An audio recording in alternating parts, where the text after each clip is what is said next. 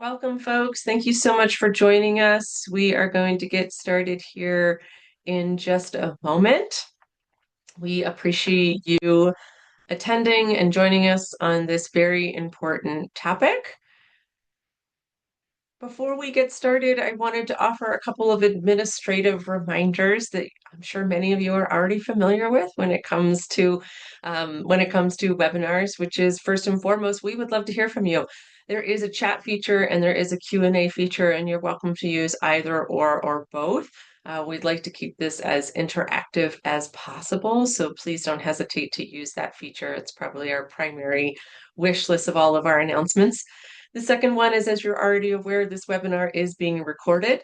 We know many of our folks who registered today, this time is not best for them, and they're hoping to learn from this at a later period of time. So that's why it's being recorded, and we'll share that out on some of our other platforms as a reminder. And then last but not least, this webinar concludes at the top of the hour. However, we'll do our best to share contact information about all of our presenters on social media and in other avenues, and I'm sure that they would all welcome continued conversations. So this important topic can't possibly be even really scratched the surface of in 1 hour. We hope it really just validates the importance, elevates it, and continues the conversation, but please don't hesitate to reach out to us. And with that, I'm actually going to do a brief introduction of all of our presenters, and then we're going to jump right into it. And so I'm going to actually start by introducing the person who I first reached out to when we wanted to talk about this, and that is Matthew Woodhouse. I've had the pleasure of knowing Matthew now for a few years. We did some training together. He is a sergeant at the Anne Arundel County Department of Detention Facilities, and that is in Maryland, if you're not familiar. Sergeant Woodhouse is recognized for his commitment to professional excellence and leadership within the facility. He brings frontline supervisory perspectives on the importance of maintaining high standards, supporting staff in their intense environment, and he is also a HEROES National Instructor. He's also an agency instructor for HEROES at his own agency as well. I'd also like to then also from the Anne Arundel County Department of Detention Facilities. I get so used to that acronym that sometimes I struggle to get it all out. Fred Fonz, a sergeant as well. First of all, I'd like to highlight that he works the night shift, and we are very grateful that he is joining us tonight. And so shout out to everybody working night shift. We appreciate you, and we were more than happy to adjust our webinar time to meet that schedule because we want to bring that perspective. He's a key member of his peer support team, a former vice president of the Officers Union. He is a champion for mental health and the well-being of correctional officers. I have certainly witnessed this firsthand. He is a go-to, and I'm a licensed mental health professional, and Fred is still somebody I would have a go-to of like, what are you hearing as best practices right now for correctional mental health? He stays on top of that. Certainly in building peer-to-peer networks to reduce the stigma and maintain a culture of mutual care. Thank you, Fred, for joining us. And I reached out to Katarina and I was overjoyed when she said yes to join us. And I told her what I really wanted to do is make sure there was somebody other than me who's really balancing out that real world experience with, hey, this is actually also real in the science that we know about humans and their thinking and behaviors. And for many of you who have been following this work, you know Katarina's work. She insisted, because I go by Katarina, so I will stay with that today. She is the founding director of Desert Waters Correctional Outreach, a licensed professional counselor in Colorado.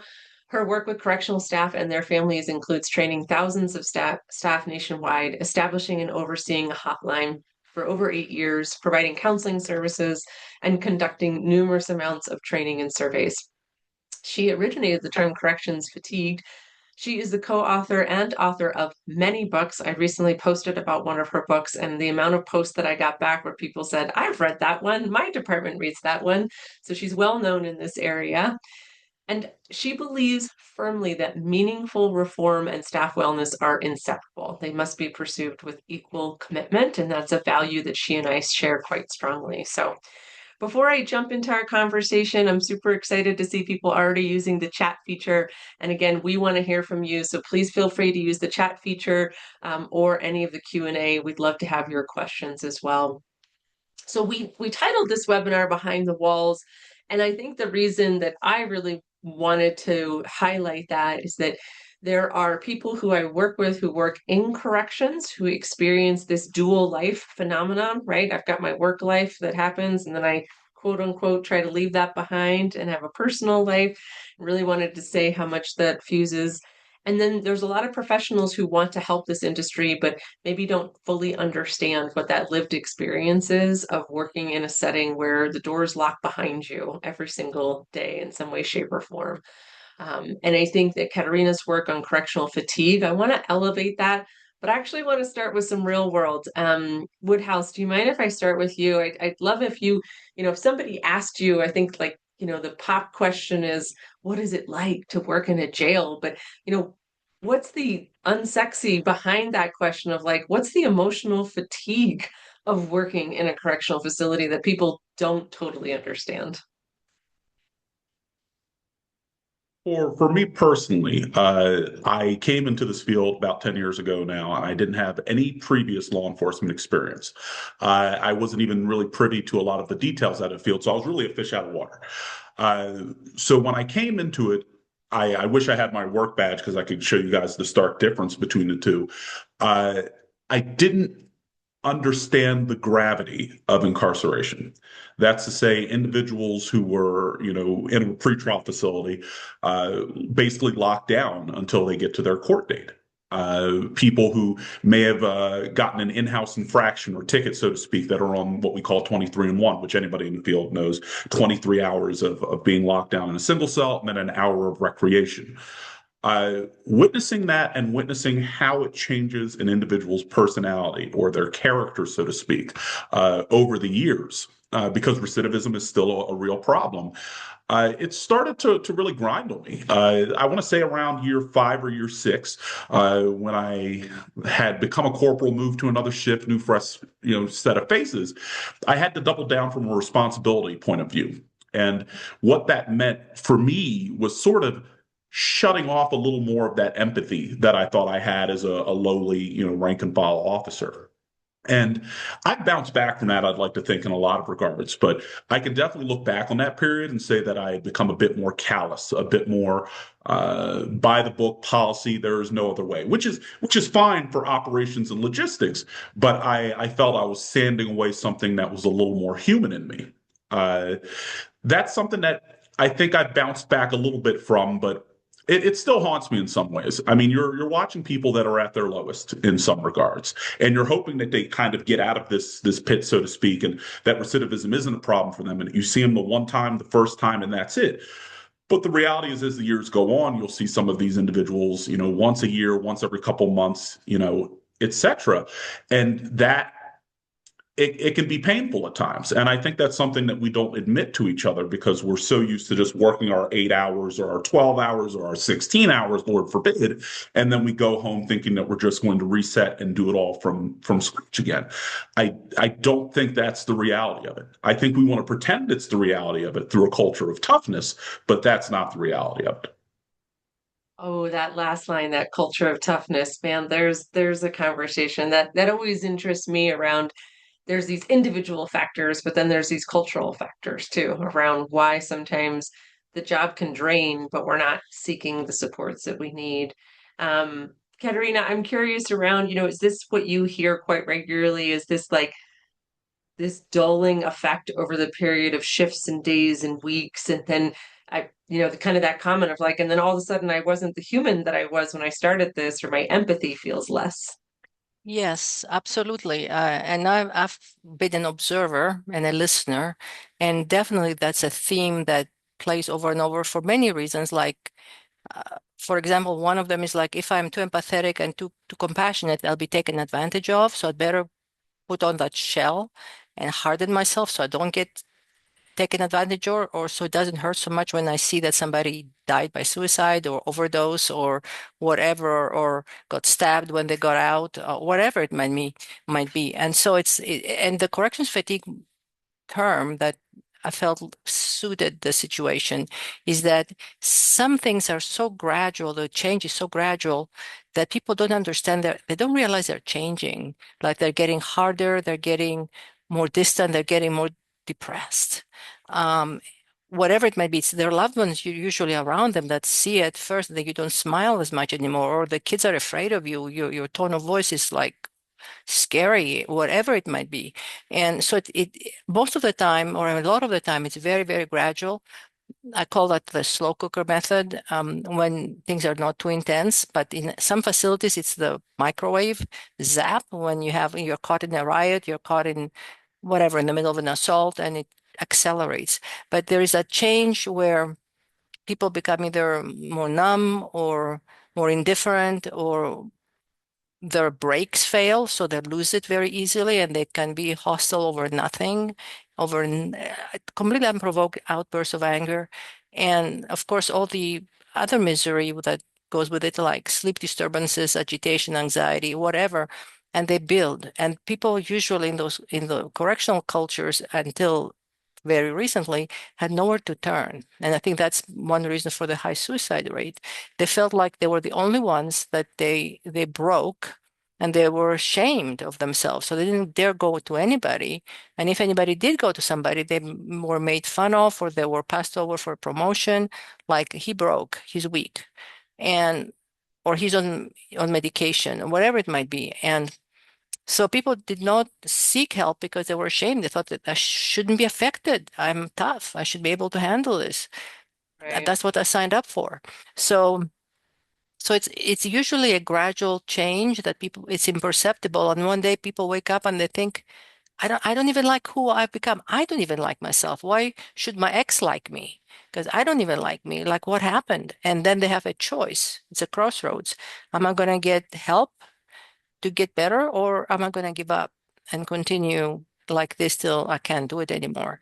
So it's really sad to me to see people that are intelligent and gifted feel like their hands are tied in terms of owning and acknowledging and proactively doing something about it. Because we at Desert Waters are all about being proactive. Don't wait till the bottom falls out. Shore up the floor at the bottom so it doesn't fall out.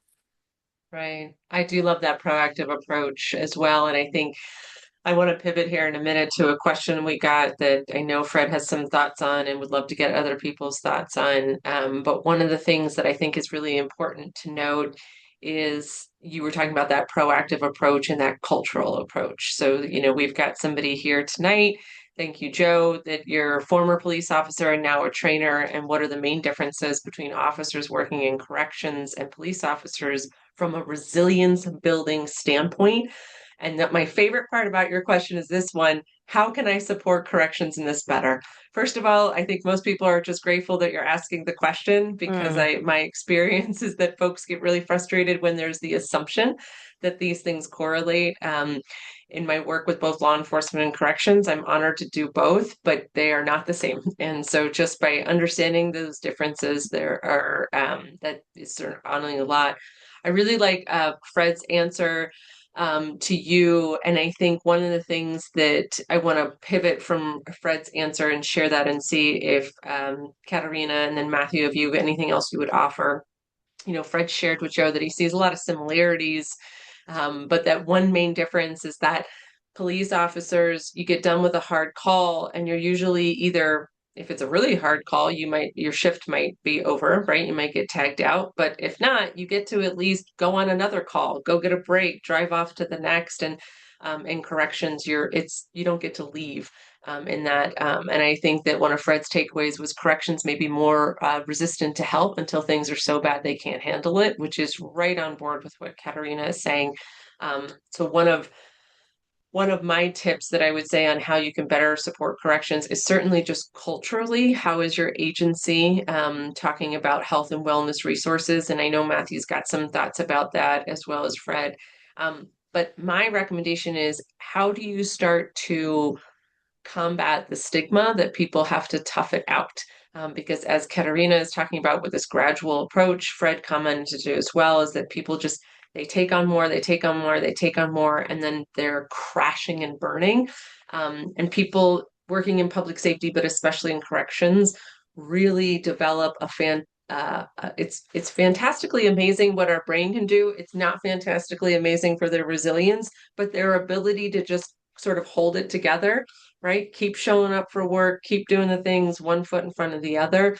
So how do you start to make it okay to ask for help? How do you start to make those resources accessible? And how do you, as somebody in training, start to identify yourself and help train others on how to identify the early signs and symptoms that it's not going okay? Katerina, you look like you're going to say something. Yeah, I was thinking that one thing we found to be extremely effective is have like a roadmap. So we have our correction fatigue process model, and we explain to people how the relentless impact pummeling of different types of stressors, the organizational, operational, and traumatic that keep happening over and over, take a toll on them and start building and building it's like if you were punched over and over and over, even if it was a light punch. If you get punched 50, 100, 300 times, even a feather touch, eventually you have a bruise because it's adding up, it's cumulative. So when we explain the cumulative impact and how people to survive have to shut down parts of them, overcompensate in other ways, why health starts going to pieces, like physical health, emotional health, spiritual health, and we show how it happens, the shame goes away. It's like, how could I not have been affected? I'm not a robot. I'm not made out of steel. I'm a human being. Of course, I would be affected by this and this and this and this happening over and over again. I'm human. And when that shame is taken away, then it's like, oh, it's okay to ask for help because it's inevitable that we would be affected. And anybody who says they're not, they're either kidding themselves or lying or are extremely exceptional at this time of their life. But so to me, it's this thing of normalizing and explaining is like roadmap A to Z. This is how we ended up at K or X or whatever. This is the path. Like, okay, and then this is the way out, including sometimes leaving the profession. For some people, it might be, I need to get out of here. For others, it might be, I Yeah. need to put things in place. But definitely, like, they're in a concentrated environment where they're bombarded 24/7. And that's why the mandatory overtime is so toxic and destructive because there's less and less time to decompress, recover. There's less and less time, and no sleep means everything goes to pieces if you don't get enough sleep. Everything, every type of health in you goes to pieces eventually or pretty quickly. So it's a perfect storm to develop all kinds of psychological problems and physical problems and spiritual problems. And once you get it, it's like, oh, okay, I need to do something about it if I want to stay here or get Right. out. Or get out in a healthy way, right? That's Yes. the other thing is that if people make a conscious decision of this isn't working for me and I need to pivot, that's much better than losing your job, Or or your being life, or fired your or your life. life. 100%. I think to summarize here, I love the roadmap. I did just pop Katerina's Desert Waters into the chat for people to take a look at if you're not already familiar with that work. Because having a plan, I think Mm-hmm. normalizing for me is, by the way, you will be, the job will impact you. And so here's a roadmap. How do you do that? And how do you identify when you're not doing well? I think one of the keys for me, I'm actually just going to reflect on my personal experience. I did cut my teeth as a psychologist working in county jails. And one of the things that I had to develop was some grounding things that I could do in 30 seconds flat in between seeing people in a locked facility. A lot of health and wellness and resiliency techniques that you hear in general and for public safety are like, look at the sunrise, go outside and hear nature, go for a walk, connect with somebody over lunch. And none of these things are possible when you are in your shift in a facility, the whole 9 yards. And so I would actually really be creative to hear from people in your own agency who work in peer support, who work in these areas around. What do they do to ground? I think breathing techniques are huge, but what are things that they do to ground and stay really kind of present? And Fred, I'm curious around some of the other ideas you have specific to that question as well. I think not knowing exactly where you are as a trainer, whether you're part of the academy or somewhere else, one of the things that I'm hoping to eventually get into our facility is a training class where we can kind of prepare people for that. To say, we're not looking to scare you, but we want to educate you on what happens over time. We want you to realize that you may close off a little bit, that you may step away from your family. There are statistics all over the internet on alcohol dependency or drugs or that sort of thing. And if we're preparing people for the job, we need to prepare people for what to expect at work and what to expect they take home, if that makes sense. So we need to let them know that there's a bad side to this, and we don't want to scare them away. We're happy they're there, but they need to understand what it's going to cost them. Right. Yeah. As I prepared or as I put together our peer support team, one of the things that I found is I just cashed in on my relationships. I talk to people all the time, and that was the easiest way to start talking about mental health, to start offering peer support, is I would just sort of check in, and it wasn't obvious that I was trying to be peer support. I was just being myself. But the more that I did that, the more that I talk to people, the more that I'm able to kind of get them to open up, the easier it is for them to come to me and say, "Hey, I'm struggling with something at work, something mental health, something at home." And that really opens those conversations up. I like that. I was going to share, and I know I was going to share around the role of family and support systems. You touched on that as well, Fred. And I would also just say, Fred, do you mind chiming in? I would love for you to just share a little bit about the importance of peer support teams and kind of what you think are the critical avenues there. Because again, not knowing where you're at, but anybody who is listening, I personally would say that, and Katerina, I don't know if you'd agree with me, but the most powerful person to get somebody into the support and services they need are their peers. And so whether, because those recommendations, those peer-to-peer recommendations are huge, and that validation. So Fred, I know I'm putting you on the spot, but if you could share a little bit about that, I would. Yeah, I think that peer support is just that bridge that really connects people that needs help. It's our job to try and deal with the day to day. But what the sort of popular thing, the sexy thing, so to speak, is if there's a critical event, we send people out to have conversations and normalize reactions. So we're trying to make sure that people understand that if an inmate completes suicide, it's okay to cry. It's okay to be upset. It's okay to carry guilt. And just talking to somebody may be enough to process that and move on. And if it's not, then we connect them to the resources that they need. Yeah, that classic validate, connect, and refer for sure. Matthew, I'd love to pivot to you. One of the things that you actually have a little bit of this, I think, in our panelist chat, and I would love to kind of bring that forward to this. But you talked about, actually, let me ask you this, Woodhouse, as a sergeant, what's the important about how you set the culture for just in your own shift in your own unit? Like, how and why is that important for the health and wellness of corrections? Now, as a supervisor, because of the frequency and the intensity of events that we're dealing with on a day-to-day basis, and I was touching upon it a little bit in the chat, but I'll drag it, kicking and screaming into this. Uh, Being able to talk to people post-event, to talk to them in those moments in the locker room or in the office and in private, or being able to talk to them in the officer dining room or just walking down the hall or after our lineup or roll call, having those moments with them sometimes on an individual basis to go, hey, I know you were there as a first responder. How do you feel about that? Do you need help? Do you want to talk about it? Do you want to be pointed in direction of resources? We need to have, and I think many departments would share this belief. You need to have a hard plan, like a hard plan of action for what to do post event. Because in corrections, I just think of, sort of garbage days that perhaps we see in facilities or as supervisors where I could be starting the morning with an inmate assault. I could be immediately leading into a life scare on a unit. I could then be going into 2 hospital details back to back. I could then go into an overdose and then a suicide attempt. And all this happens within 8 hours. And then, as Katarina was talking about, the destructive nature of having mandatory overtime chasing that immediately afterwards.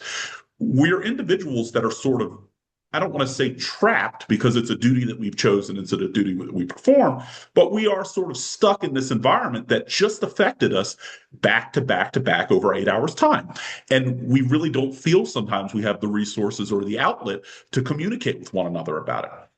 And oftentimes simple things. I remember there was an individual on a shift that, you could see that this person was rattled with just the normal hustle and bustle of the facility.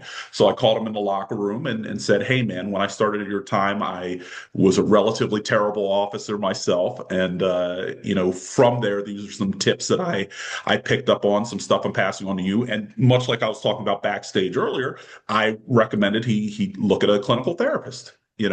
And he decided to pick that up. He decided to get help outside. And even if him and I don't say a single thing to each other after that point, he knows that he's done something more with himself that he could pass on to his peers, that I can pass on to my subordinates. So really, I think the post action or the post event, actions are really important and really something that we need to focus on. But I think we as a profession need to look at that. I'm not trying to single out our department.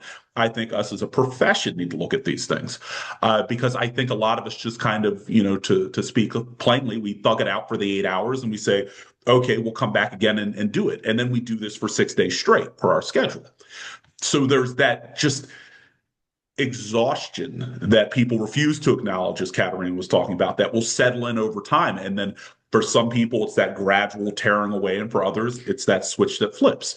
And I started with a head full of curly hair and no beard, so here I am now. The idea is there's a change that you can see both in the physical and the emotional, and we have to acknowledge that as supervisors. I really appreciate that. And Fred, what are your thoughts? I agree. I think one of the worst things that we do for our people is the operations that we have to follow through with. So whether it's a suicide or an overdose or a fight, we have to get our reports. We don't have time to deal with people's mental health in that moment sometimes. And I know we've had times where we force somebody to watch a video 3, 4, 5, 10 times. And if having it live was traumatic, watching it the 10th time could only be more so. So I think the process of working in corrections deteriorates us as supervisors and the people that we're trying to do the best that we can for. So I think that it on a normal day it grinds you down a little Yeah. bit, and Yeah.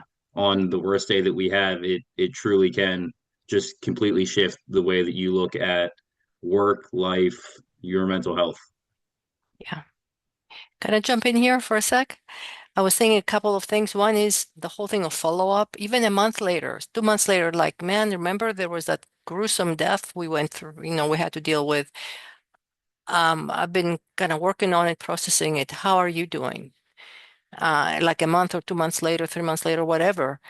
And as maybe around the anniversary. And I think what the profession is suffering from is lack of understanding and believing the denial little refrain of we signed up for this, we knew what was coming, we can handle it, and kind of trying to convince themselves that it's true and having no idea or not in depth understanding of how those events, not only traumatic ones, but even any other high stress event that's not necessarily traumatic, like conflict with a supervisor, conflict with a coworker, how they tear people down over time and not understanding what's happening. It's like it's happening at like, of course, it's like if you're inhaling gas fumes, you're going to get poisoned. Just because you don't see it doesn't mean it's not happening. And people are inhaling the toxicity and acting like nothing is happening and they shouldn't be affected. So we need education, not just trauma informed, trauma responsive, but all about general stress, about the effects of top down, how a supervisor can affect their whole group of their team, a whole unit. We need more understanding and not calling skills like, for example, emotional intelligence skills or coping skills soft. They're not at all soft. They can make you or break you. And they're not at all soft. They're very hardcore. And engaging in that area, building more of that stuff in the system, and not just sit back and hope people can cope because people can't. Like Matthew just described a typical day at the jail. It's like it's a nightmare. Where else do you go and have all that other than in combat, in the heat of combat, in a combat zone?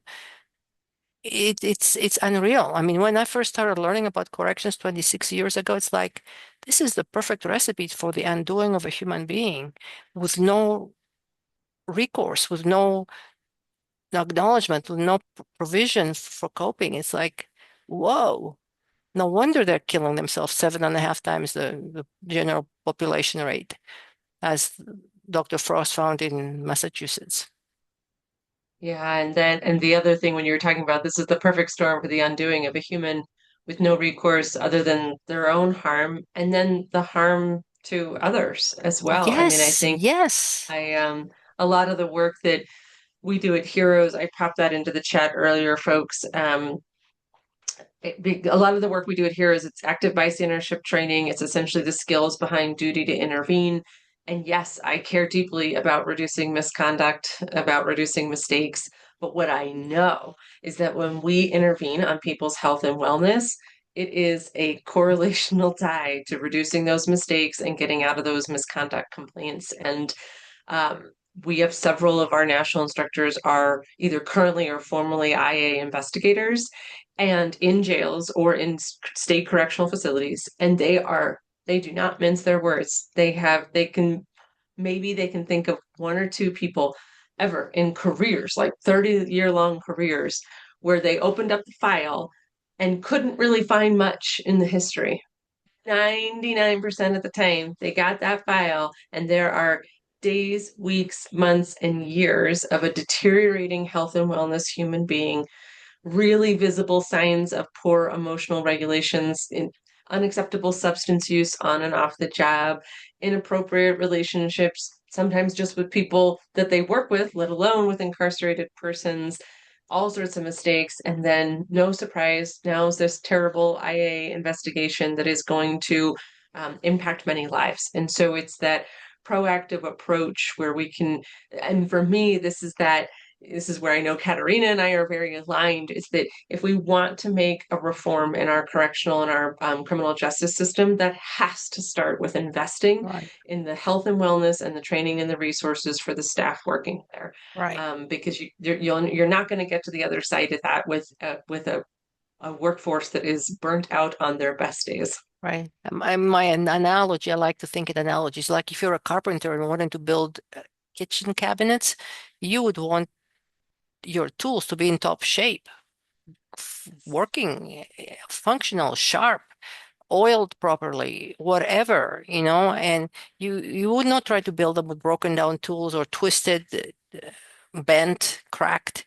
And so of course, and human beings, of course, are not tools. This is an analogy, but if you don't have healthy staff, there's no way they're going to pass on the message and have empathy. Like I love that you brought up empathy, Matthew, in the beginning, and be able to have objectivity and self-regulation, to put the brakes on themselves and their urges to be hostile or whatever, sexual, whatever it might be.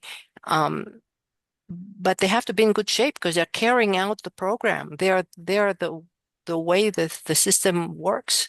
And if we don't invest in them and we just say, well, we pay them good wages and they have good benefits, like that's not enough. We need healthy cultures.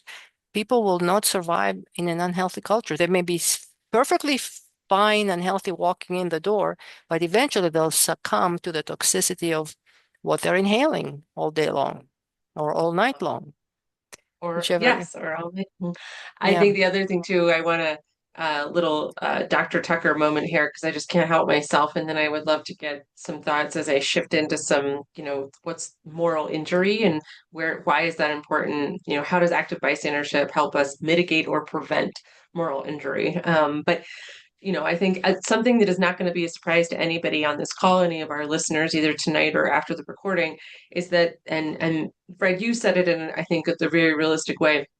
People are generally speaking not leaving the job because of the occupational stressor. They knew that part, right? They knew that they might have some exposure to all sorts of traumas and issues. It is the organizational stressors that are driving people out of this career in flux, driving people to early retirement, driving them to leave the career, driving them to not even want to get in on it, even if they're starting to hear about it. And organizational stressors are certainly, we think about shift work, but really these is poor management, poor leadership, lack of health and wellness resources. As Katerina's really talking about, it's that toxicity that's everywhere you look and you feel like you can't make a difference or you don't know the pathway forward. And so I think I couldn't agree more is that, we don't, we have to approach training and the services for health and wellness like we would any other perishable skill that is required in corrections, because that's the tool, to your wonderful analogy, Katerina, that needs to be sharpened in order to have that. I'm curious, I want to ask Katerina about your thoughts around kind of this moral injury and, what you're hearing and seeing. And I think I'm curious to ask Woodhouse and Fred, like where one of the things that I've learned somewhat from your organization, but from other places where we've implemented active bystandership, is that one of the things that we want to mitigate is this moral injury of I watched my peers engage in something terrible and I can't go back in time. So at the end of the day, now I can't go back in time and go back and save that person who was deteriorating to substance use or health and wellness, right? Like I can't go back in time. Woodhouse, you started us with a story where you did intervene, right? You saw somebody deteriorating, you went up, you shared with them, right? But there's also those stories and examples of, yeah, I knew that that person was up to no good, or we had concerns and I didn't, I thought it would get better, or I thought it was just me, or I thought someone else would intervene.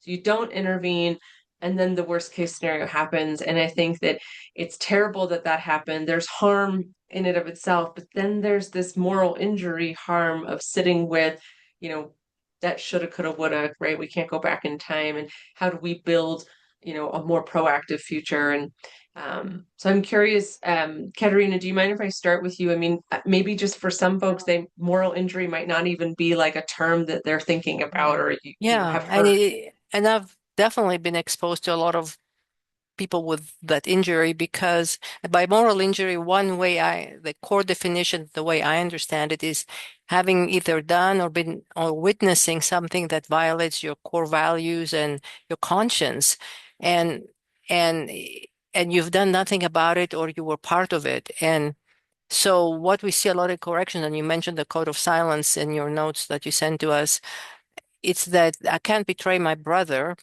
I know they've done X, Y, or Z, but I cannot say anything, and it's eating me alive because I know what happened, but I don't want to betray them. Plus, if I do report, then they'll be after me and they'll make my life hell, and I'll have to maybe even leave the profession, or there may be some serious counterattack, like people have had their tires slashed, their lives threatened for reporting. And I had the quote unquote privilege behind closed doors in therapy sessions where people did not give me names, but they unloaded moral injury. Like, I know they beat up so and so, and in a place where there were no marks, and then that person died 2 3 days later, and from a swollen brain or whatever. And I know what happened, and it's killing me that I didn't do anything about it or say anything, and years later it's killing me. And so there's way more of that than we think, because there is this sense of we need to look out for each other, because it's us against them.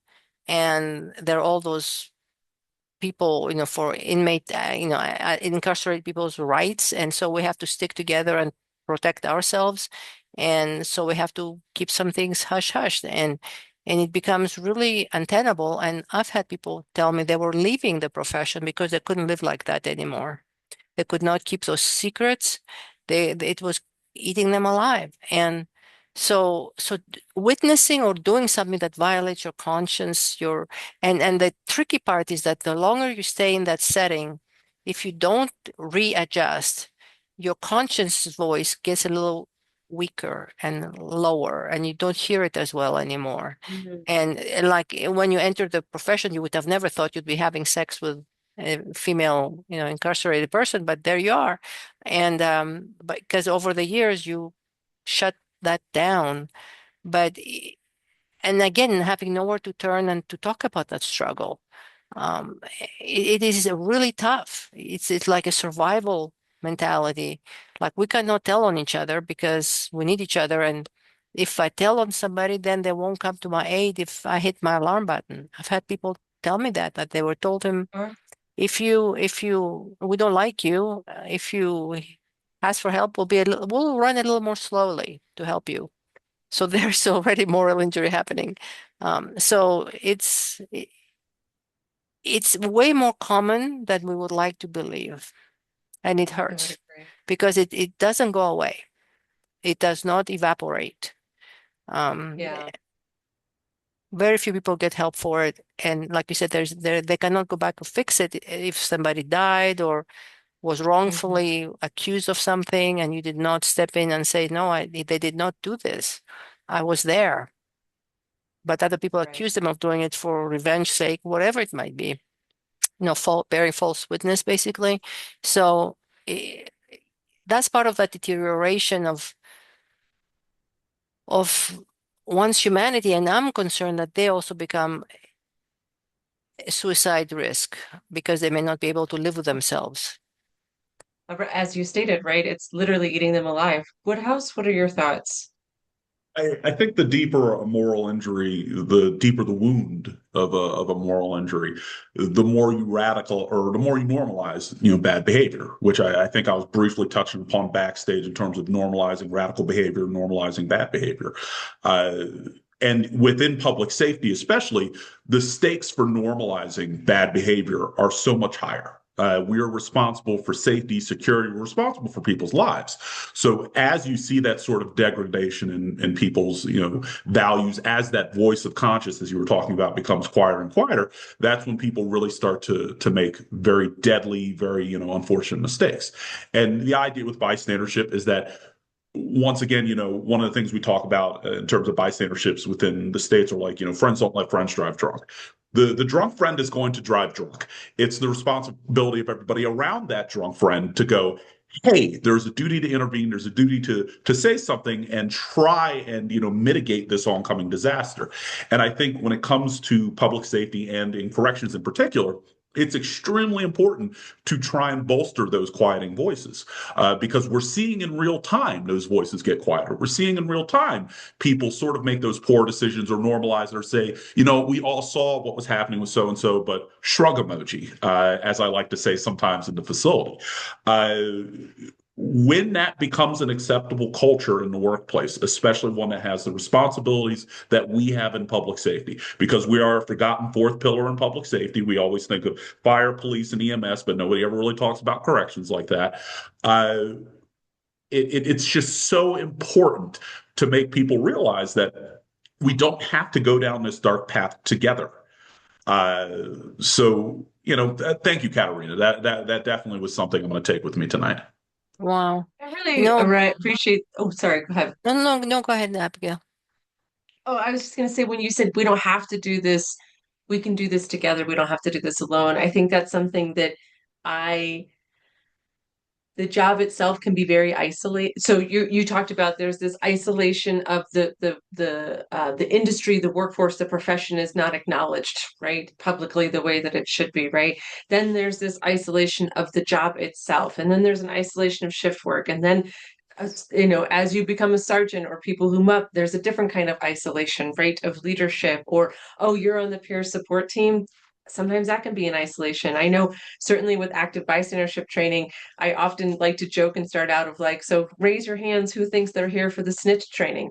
And they all think Mm, that they're going to isolate themselves, right? Around like, oh, if I'm here to intervene. But the thing you stated is that we always like to reframe that active bystandership is the way that we shift from blind loyalty to I've actually really got your back. And so it might be an hmm. uncomfortable conversation. You might not like my feedback in the moment.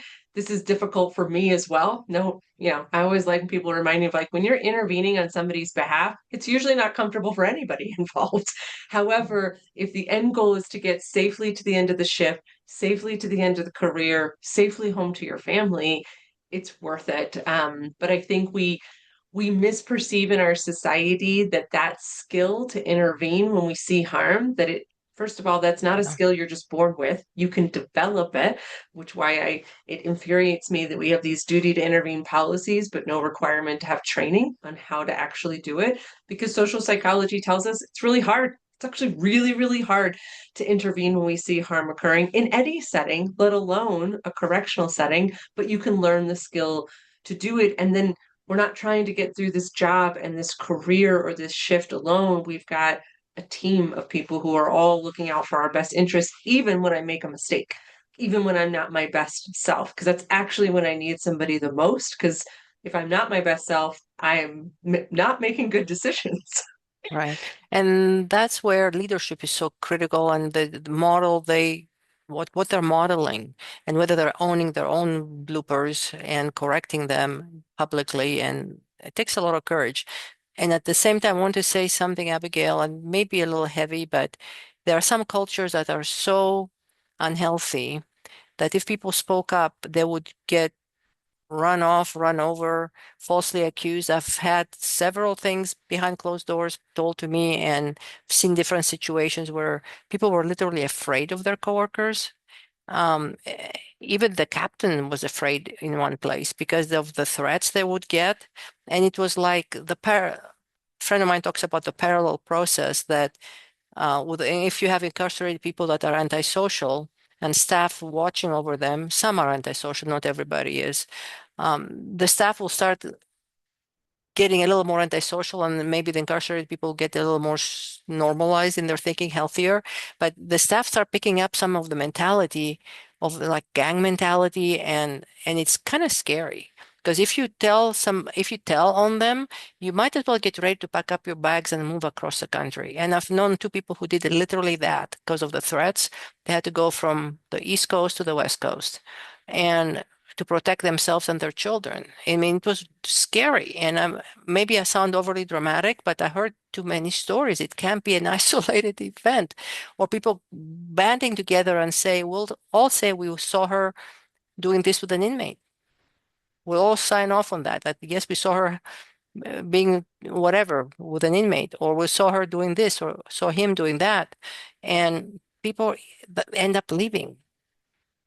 I agree. And I appreciate you. I mean, that's what we're here to talk about is the real stuff, even if it is heavy and dark. And it's interesting because I actually experience two extremes, and I'm curious around anybody's thoughts on this, including, and I would like to remind people, please use chat and Q&A. We'd love to hear from you.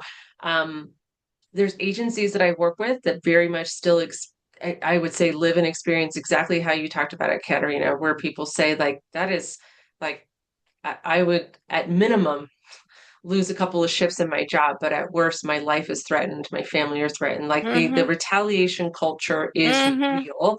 It's very serious and very dark. And then I get other agencies where the extreme is actually we're actually doing pretty good. Like Which is great. we're pretty healthy culture. This stuff is not happening. What's interesting though is that even in those cultures where it's going really great, I have never, ever, ever, ever, ever, when I start working with them and get involved, not then hear some stories of like, yeah, well, everything might be perfect here, but we still have sexual harassment happening. We still have burnout happening. We still have these other things happening. And nobody's pointing them out, right? Or we're not making efforts. Like, sure, we're not killing people who are in our care, but that shouldn't be the threshold, right? The threshold shouldn't be I landed on my agency is not on the evening news or regularly being sued. Like this is something I hear a lot from people of like, actually, we really haven't had any major lawsuits or IA investigations in a few years. Fantastic. That should not be your threshold, right? Your threshold should be much higher than that. And that includes Yeah. staff health and wellness, because I think we would agree that, active bystanders, the work that you do at Desert Waters, the goal isn't just to make sure that you stay out of trouble. It's to be well, to be resilient, to Mm-hmm. have a life.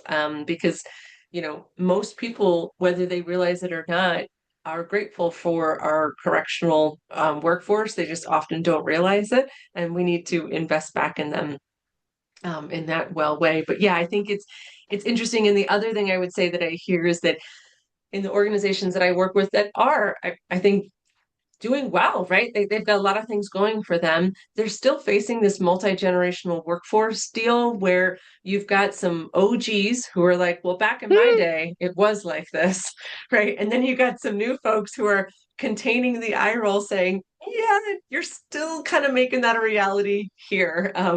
You were talking about leadership, and one of our organizations who I think is incredibly positive, that would be Anne Arundel County Detention Facility. They did a pre and post survey for active bystandership. And 1 year post, there was an increase in the use of bystandership, peer-to-peer interventions. Great, fantastic, that's great.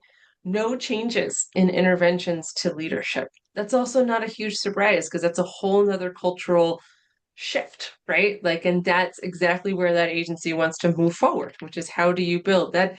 That is actually a success story, is when we see the skills being used peer to peer, and now the work ahead of us is to make sure that peers feel comfortable intervening potentially on their supervisors, right? Because leadership is huge. And we do a whole module on how to create a culture, a permission culture to intervene. I mean, Woodhouse kind of does this naturally. I've seen him like kind of talk around like, hey, if I mess up, like, please let me know, right? I want to go home at the end of the shift. But to your point, Katerina, it takes a lot of emotional intelligence to, as a leader, say, I'm not perfect. I need your help on intervening if I'm not making the right strides, for sure. You got me And on my soapbox there. yeah, and trying to do all that stuff while under constant bombardment, continual bombardment, and we're asking a lot of people because they're not operating in a calm and gentle setting. They have to be dodging stuff, they have to be juggling, they are sleep deprived, they're exhausted, and so it's a lot to be processing. It's a lot. It is a lot of So, processing. yeah, yeah, that the only solution that I see is like what we saw in Norway. They made them take a vacation that was 3 consecutive weeks, so they would have time to unplug and really relax, and the whole nervous system would kind of calm down. 3 weeks consecutively, not 3 days here, 2 days there, and then having, other things in place, other kinds of vacation. Talked to Tour Eric Larson a lot about that stuff in SEO and union leader in Norway, and so they're trying to be proactive about the fact that we need to take care of you because you are only human. At the end of the I day, do love you're still human. that. I do love that. Fred, were you going to chime in there?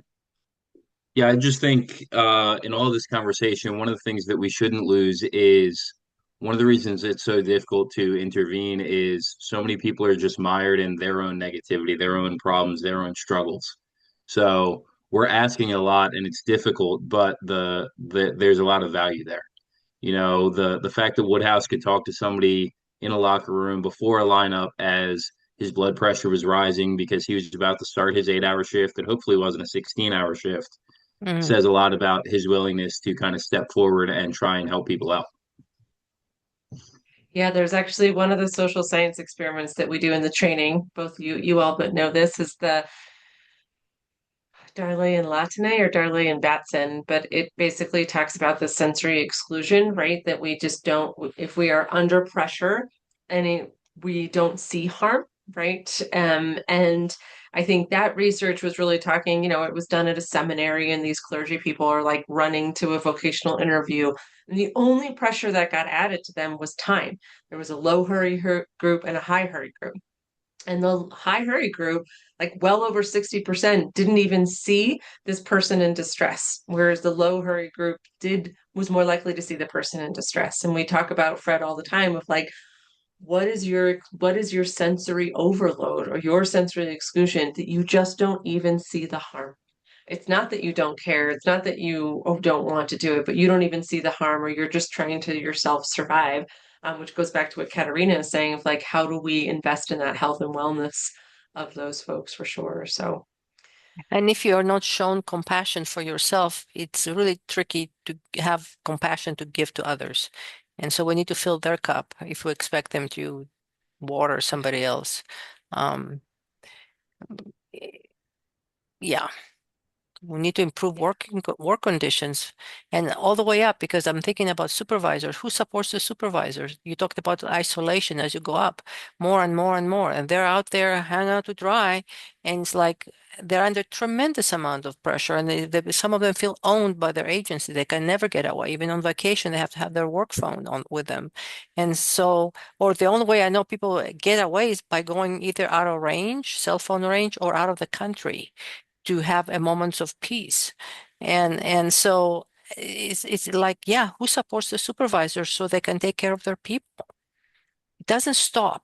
because you got promoted. I mean, you're still human as a sergeant, as a lieutenant, as a captain. Who takes care of your needs? Who hears you out? And all the way to the wardens and whatever administrators and on.